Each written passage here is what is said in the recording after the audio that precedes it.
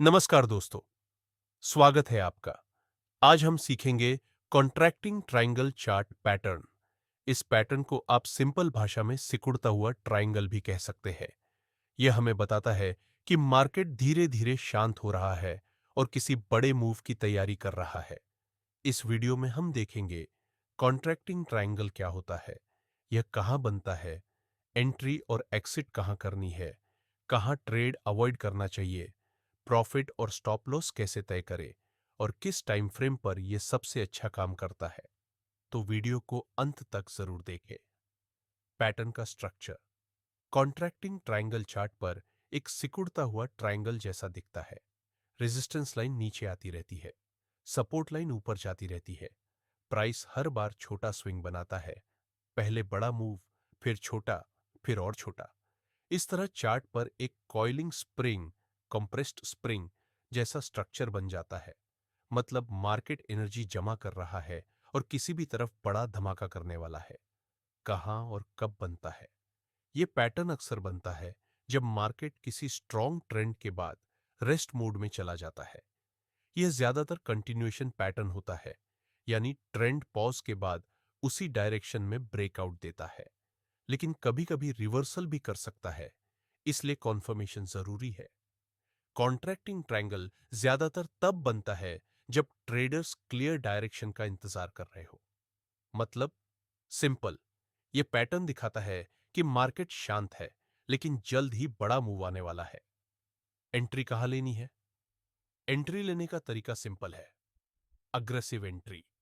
Triangle के अंदर support पर बाय और रेजिस्टेंस पर सेल कर सकते हो, लेकिन इसमें रिस्क ज्यादा है क्योंकि अचानक ब्रेकआउट आ सकता है। Conservative entry, best for beginners. जब प्राइस ट्रायंगल से बाहर निकले, यानी क्लियर ब्रेकआउट या ब्रेकडाउन दे। ब्रेकआउट के बाद वॉल्यूम कंफर्म होना चाहिए। बिगिनर्स के लिए हमेशा कंजर्वेटिव ब्रेकआउट एंट्री बेस्ट है। कहां ट्रेड अवॉइड करना चाहिए? कुछ सिचुएशंस में कॉन्ट्रैक्टिंग ट्रायंगल के अंदर ट्रेड अवॉइड करना चाहिए। पैटर्न के बीच में एंट्री मत करो। वॉल्यूम कंफर्म किए बिना ब्रेकआउट पर जंप मत करो। अगर मार्केट न्यूज बेस्ड बहुत वॉलेटाइल है, तो फॉल्स ब्रेकआउट से सावधान रहो। ट्रायंगल के अंदर स्केल्पिंग करने वाले ट्रेडर्स फंस सकते हैं, इसलिए डिसिप्लिन से काम करना जरूरी है। टारगेट, स्टॉप लॉस और प्रॉफिट बुकिंग। टारगेट और स्टॉप लॉस सेट करना सिंपल है। टारगेट निकालो, पैटर्न की सबसे चौड़ी हाइट मेजर करो और ब्रेकआउट पॉइंट से वही डिस्टेंस प्रोजेक्ट करो। एग्जाम्पल, अगर ट्रायंगल की सबसे बड़ी हाइट 40 रुपए है और ब्रेकआउट 200 पर होता है, टारगेट 240। स्टॉप लॉस लगाओ, बाई ट्रेड में ब्रेकआउट कैंडल के नीचे, सेल ट्रेड में ब्रेकडाउन कैंडल के ऊपर। प्रॉफिट बुकिंग स्ट्रेटेजी, साथी से 80% टारगेट आने पर पार्शियल प्रॉफिट बुक कर लो, बाकी लॉट ट्रेल करो ताकि बड़ा मूव पकड़ सको। इस तरह रिस्क कंट्रोल भी होगा और प्रॉफिट मैक्सिमाइज भी। Common mistakes. Best time frame. इस पैटर्न में ट्रेडर्स अक्सर ये गलतियां करते हैं। बीच में बिना सोच समझे एंट्री कर लेना, केवल प्राइस देखकर ट्रेड करना और वॉल्यूम इग्नोर करना, बहुत छोटा या बहुत बड़ा स्टॉप लॉस लगाना। टाइम फ्रेम की बात करें तो 15 मिनट चार्ट इंट्राडे स्केलिंग के लिए ठीक है, लेकिन फॉल्स सिग्नल ज्यादा आते हैं।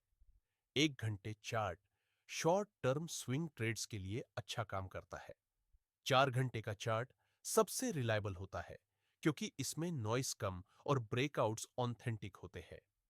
शुरुआती के लिए 1 घंटा और 4 घंटे का टाइम फ्रेम सबसे बेस्ट है। कंक्लूजन।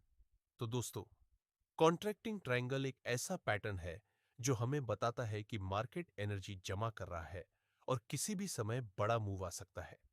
की पॉइंट्स याद रखो, यह सिकुड़ता हुआ ट्रायंगल जैसा दिखता है, ज्यादातर कंटिन्यूएशन पैटर्न होता है। एंट्री हमेशा ब्रेकआउट ब्रेकडाउन पर वॉल्यूम कंफर्म करके लो। टारगेट जाकर ट्रायंगल की height, stop loss highest breakout candle के पास। बीच में एंट्री मत करो और फॉल्स ब्रेकआउट से बचो। बेस्ट टाइम फ्रेम्स 1 घंटा और 4 घंटा। अगर आपको यह वीडियो पसंद आया हो तो लाइक और शेयर जरूर करें।